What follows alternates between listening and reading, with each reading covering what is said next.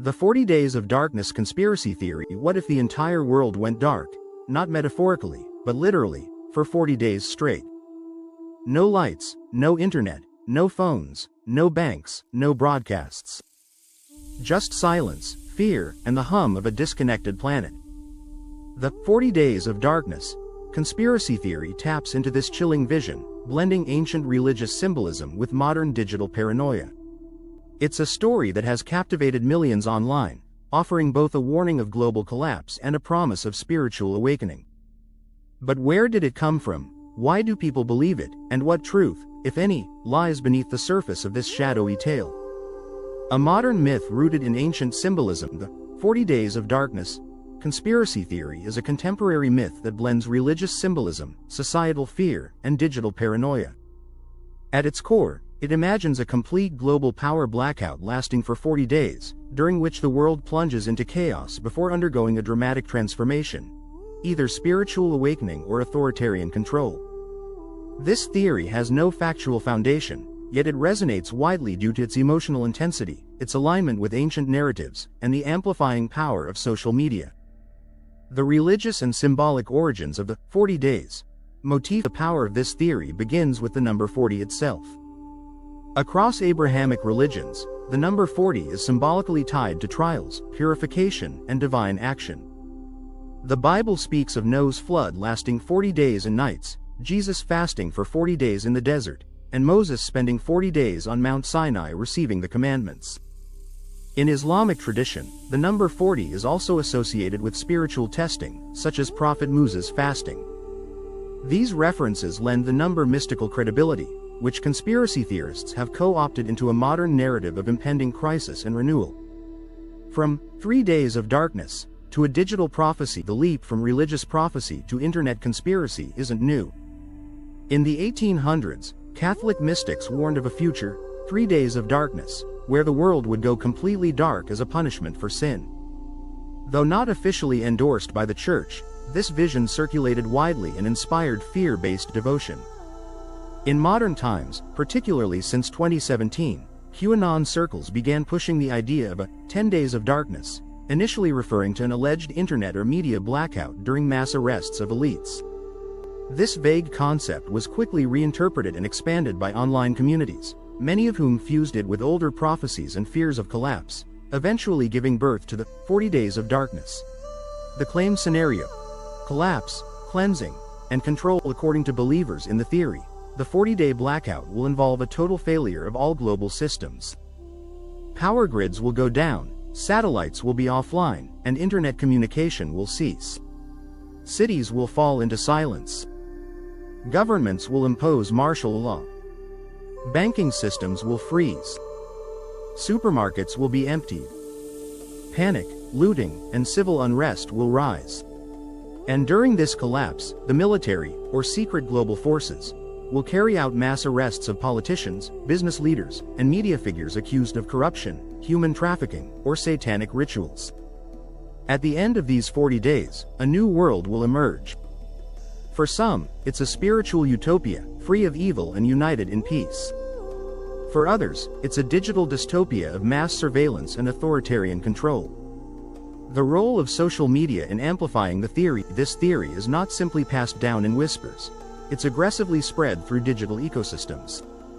Encrypted messaging apps like Telegram are filled with anonymous users sharing intel, countdowns, and prophetic warnings. TikTok influencers produce emotionally charged videos warning of what's coming. YouTube preppers post long-form breakdowns about survival kits and alternative currencies. Reddit forums dissect satellite outages and suggest coded messages from world leaders.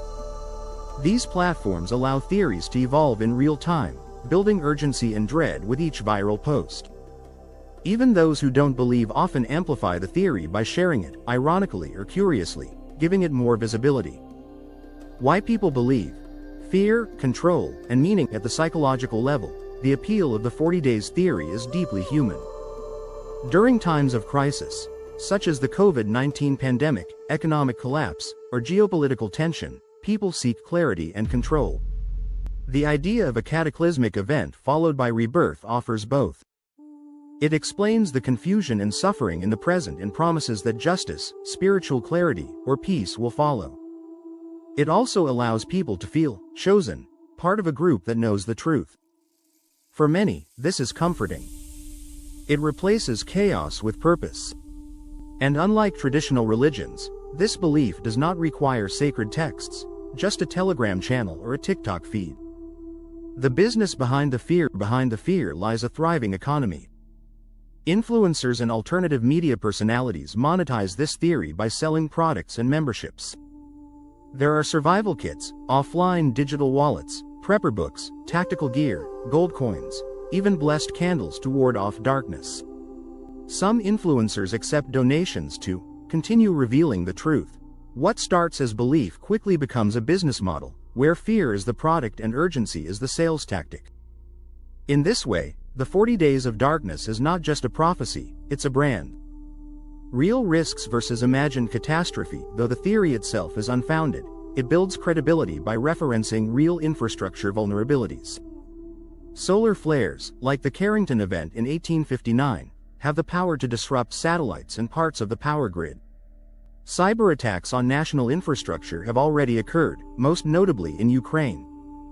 An electromagnetic pulse, EMP, attack, while difficult to execute on a global scale, could damage electronics regionally.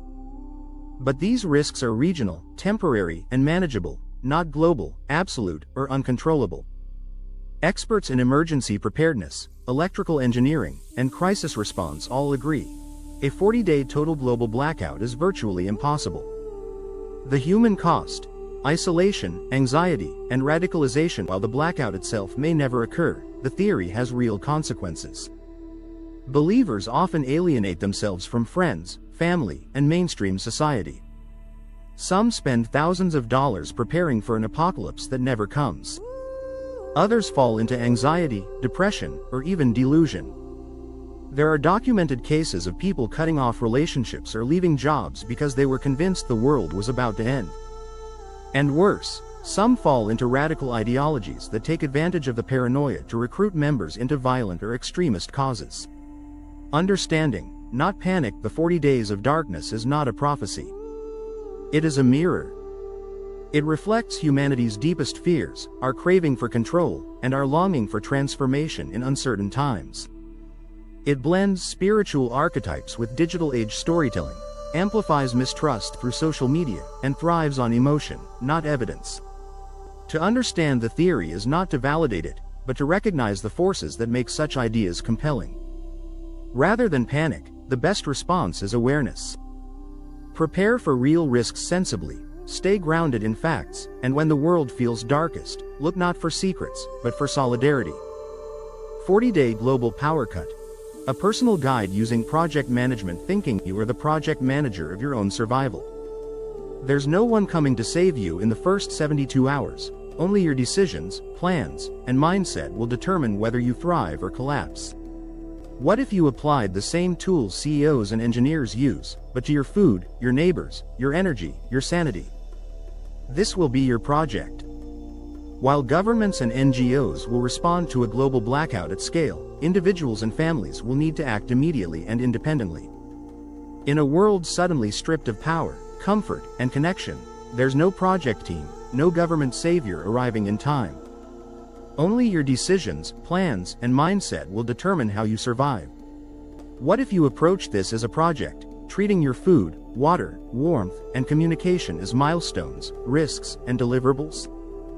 This is not just a test of endurance. It's your survival project, and you're the project manager now. By treating your survival as a personal project, you can structure chaos into manageable actions. This guide breaks down how to manage your personal life, and those around you, during 40 days without electricity, using core project management principles like scope control, prioritization, scheduling, communication, and stakeholder management. Managing crisis at a personal level. A 40-day blackout isn't just a government-scale disaster, it's an intensely personal challenge. Your home becomes a micro-enterprise. Your family becomes your stakeholders. Your flashlight batteries are your budget. By applying basic principles of project management, you can take control of the situation, structure your actions, and avoid emotional paralysis. This guide provides a detailed roadmap for managing your life through crisis using proven project-based logic. Defining the scope of your survival. The first step is defining what success looks like in the context of survival. Your scope is narrow and non-negotiable. Secure daily food and water, maintain body temperature, ensure physical safety, and manage the health and morale of your household. Think through what assets you currently have: stored supplies, tools, physical strength, knowledge, and nearby people. Acknowledge your limitations honestly, whether it's living in an apartment block, caring for young children, or lacking outdoor survival skills. Once you've mapped your boundaries, translate your needs into daily outcomes. These are your deliverables, and they must be realistic, essential, and time-bound. Managing resources like a project budget. In this context, your survival budget is your physical inventory, everything from canned beans and rice to batteries, clean water, candles, fuel, and medicine. This inventory must be known, tracked, and updated regularly. Project managers track every dollar. Now you must track every calorie, every liter, every hour of light. Estimating how long your supplies can last under rationed conditions is critical. Make conservation plans, optimize usage, and adapt constantly. Treat every resource as a line item on a spreadsheet. Only here, it's written on paper or kept in your head, not managed by software. Scheduling your days with purpose. Without structure, time drifts. Without direction, energy drains. Establishing a daily schedule is essential for mental clarity and physical survival. Divide your day into purposeful periods: gathering water, preparing food, doing basic repairs, organizing security, sharing information, and resting. Add small breaks to reset mentally. You'll find that maintaining a routine helps reduce fear and uncertainty. It gives your day shape and your mind something to hold on to. In the absence of digital timekeepers, use nature's clock, the sun's position, the chill of the evening, or a simple hand-marked timeline on a wall to keep time intentional. Leading and managing your stakeholders. You're not alone. Even if you're isolated, you have some stakeholders, family members, neighbors, or close contacts. In this situation, you must manage them like a leader. You must clearly define roles and expectations, especially within your household. Decide who handles food, who protects the home, who maintains hygiene, and who looks after dependents. Keep lines of communication open, even if it's as simple as a chalkboard, written notes, or regular check-ins. With neighbors, share information and discuss safety and trade possibilities. Treat this like stakeholder engagement: listen, inform, negotiate, and motivate. Addressing risks proactively. Just like any high-stakes project, the risks here are real, varied, and potentially fatal. Theft, illness, food spoilage, water contamination, accidents, and interpersonal conflict can spiral quickly. Take a moment to create your own mental or written risk register. What could go wrong in your exact location and conditions? What's the probability? What's the potential impact? For each one, think of both prevention and mitigation strategies. Keep adjusting this list every few days, because new risks will emerge, and old ones will evolve. Daily review and continuous adjustment. The most successful projects follow Agile principles. They reflect and adapt constantly. Apply this to your survival strategy. At the end of each day, sit quietly and review. What went right? What drained too much time or energy? What did you learn? What do you need to change tomorrow? Write these things down if possible, or share them in conversation with others. This isn't just about performance, it's about psychological resilience. Reflection turns chaos into wisdom, and fear into direction. Advanced survival projects for when stability returns. Once you've built a reliable rhythm of survival, you can start small initiatives that improve life and morale. Think about building a solar cooker, creating a manual laundry setup, starting a communal waste compost system, or organizing basic first aid teaching sessions. These are not luxuries. They are strategic recovery projects that rebuild purpose, restore dignity, and prepare you for a longer-term blackout or transition back to normal. Your life is a project, and you're the PM in a prolonged blackout. Project management isn't optional, it's instinctual. But it must be intentional. Your survival depends on how well you can scope your needs, manage your time, allocate resources, let others, reduce risk, and continuously adapt. It's not about being perfect. It's about being clear, structured, and decisive. The grid may be down, but your mind is still powered. And that's the strongest project management tool you've got.